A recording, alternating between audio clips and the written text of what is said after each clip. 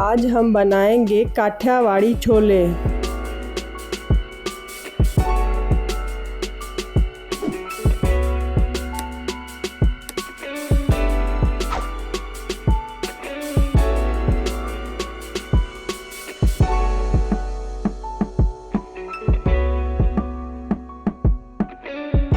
छोले बनाने के लिए हमें चाहिए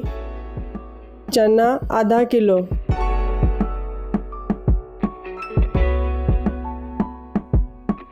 लाल कुटी मिर्च 1 चम्मच, हल्दी पाउडर आधा चम्मच, पिसा धनिया 1 चम्मच, पिसा ज़ीरा आधा चम्मच, चाट मसाला आधा चम्मच, नमक हस्बे जायका, काला नमक 1/4 चम्मच, गुड़ आधा चम्मच, जर्दे का रंग आधा चम्मच, इमली का पानी आधा कप, कॉर्नफ्लोर 2 चम्मच, नींबू का रस 2 चम्मच, अदरक लहसुन का पेस्ट 1 चम्मच, टमाटर का पेस्ट आधा कप, हरी मिर्च 1 अदद, टमाटो केचप 2 चम्मच, प्याज, टमाटर, शिमला मिर्च,